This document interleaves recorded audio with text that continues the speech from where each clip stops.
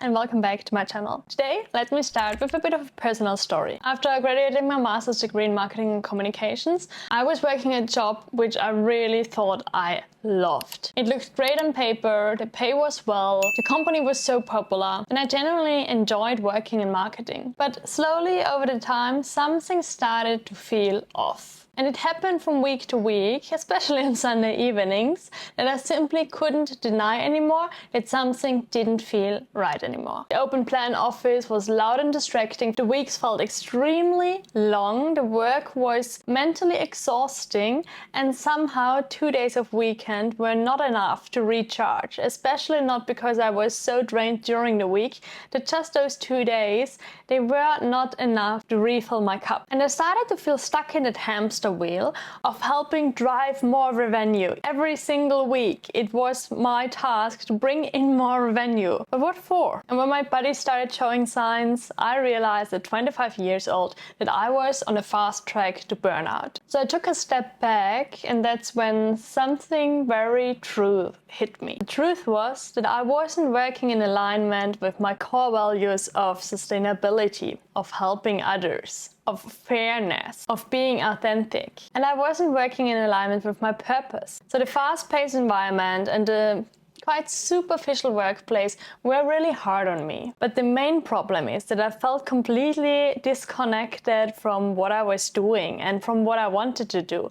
And the gap between who I thought I would be in my core and the role I had on the outside in my job, that gap became bigger and bigger. And that gap, that disconnection to myself, because I was spending so much time in that professional role, in that person who I was for the outside, for the company, but not with myself. The size of that gap contributed negatively to my mental health. And as this was early in my career, I had never been taught that we should fill our professional life with something we actually believe in, because this way we can bring those two roles together. No, in my belief, I wanted to work for a brand which has great reputation. I wanted to have a nice paycheck. I thought it is normal to work in an open plan environment. And that brings me to the Japanese method of Ikigai, which I will explain to you in today's video. Hello and welcome back to my channel. My name is Mimi, and as a certified life coach, I'll help young adults finding their purpose, taking aligned action, and finally staying consistent. And this is how you can make your dreams come true. Also, I wanted to mention for this video there is a template in the description underneath where you can download your Ikigai template, so you can make sure to follow along through this video as we discover your Ikigai. Let's talk about the very popular method of Ikigai. This very popular Japanese method translates to your reason for being. And we see it lots on social media now, but it's not only about finding your dream job, it actually speaks about what is it that gets you out of bed in the morning. And I hope there's much more than your dream job that gets you out of bed in the morning. So this is about understanding what makes your life meaningful, grounded, and aligned. Your Ikigai lives at the intersection of 4 things: what you love, what you're good at, what the world needs, and what you can get paid for. And in that magical space where those 4 overlap, that's what we want to look at, and that is where your Ikigai lies. Because there things start to shift. You don't just do your work, you're actually living your purpose. Now let's break down and look closer at these 4 areas, and this is where your template comes into play. Firstly, what you're good at. We all have different strengths, some natural, some learned. And personally, I'm always a fan of using your strengths to move forward, putting your energy towards your strength and not putting your energy towards your weaknesses. I'd rather use my energy to strengthen the strength. And this is what Ikigai does too. It helps you, or it invites you to lean into your strengths and sharpen them. To explore your natural strengths and what you're good at, either use your template or ask yourself, what do people consistently compliment you on? Or what do they ask for your help with? What tasks do you find easy, others find difficult?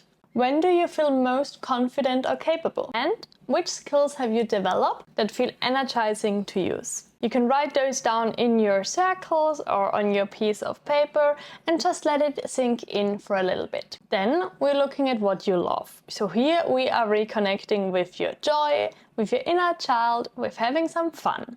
and with the things that make you come alive. So reflect on what things make you lose track of time. What kind of work feels deeply satisfying, even though it is challenging? What would you still do, even though no one paid you? So, no one pays you, what would you still be doing? Which kind of conversations light you up? And what do you get never tired of learning about? What is it that you're super interested in? Thirdly, what the world needs. Zooming out here and reflecting on how can you contribute, because again we want to feel satisfied, and therefore we humans often need to contribute to the bigger picture. Look at what problems in the world make you want to do something. Is it animals? Is it human rights? What do you feel passionate about, and where do you feel called to help? Where do you see gaps or unmet needs? Who do you feel called to help or support? And what topics or conversations do you care deeply about, even when no one is watching? And lastly, we look at what can you get paid for, because we want to anchor this purpose in some sort of financial sustainability. So look at your current life. What kind of service or product are people already paying for in your field? What would someone realistically pay you to help them with right now? Are there any parts of your work you could turn into an offer, a package, or product? Or could you monetize it through coaching, consulting, creating, or supporting? And then also ask yourself, what would it take to turn your passion into your profession? So we've now worked out those 4 circles. All of them are overlapping, and in each intersection there lies something important for us. Looking at doing what you love and what you're good at, the overlap there, this is your passion. The overlap between what the world needs and what you love, this is your mission. Vocation can be found in the overlap from what the world needs and what you can get paid for.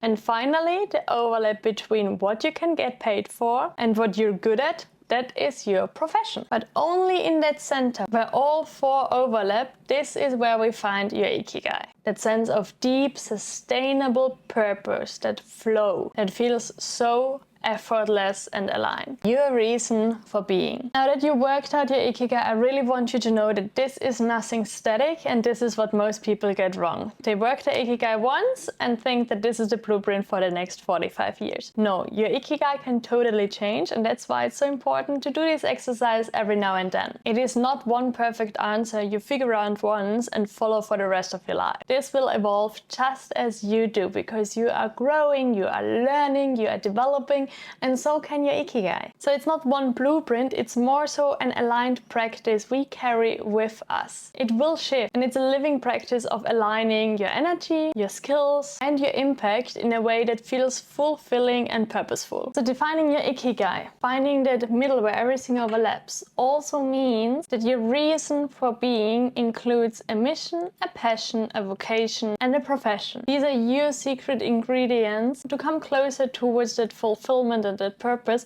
that gets you up in the morning. And when we love what we do, it gets so easy for us to immerse ourselves in it, to lose track of time, and to fall into that state of flow. That beautiful state where you're fully present, and the feeling of time and tracking time seems to disappear. You're just disconnected from a timeline in that state. Maybe you felt it before when you were in a creative project, teaching something you care about. That feeling of, I could do this for hours. That's your flow. And sometimes it's not about changing what you do, but how you do it. Coming back to the story from the beginning, that is something I learned over the past few years, because back then I thought I don't want to work in marketing anymore, and I turned away from it.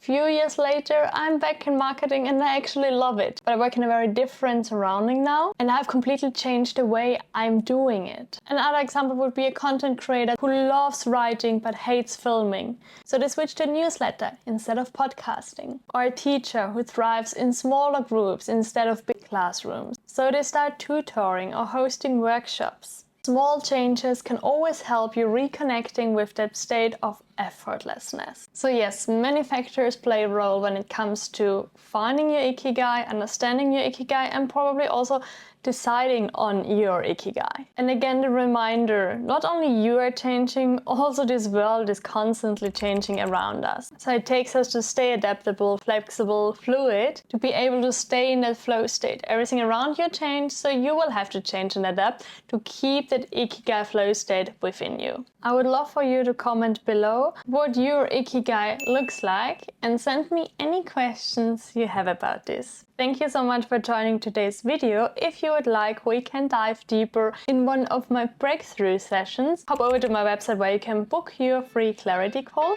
and then I will see you in the next one. Bye bye!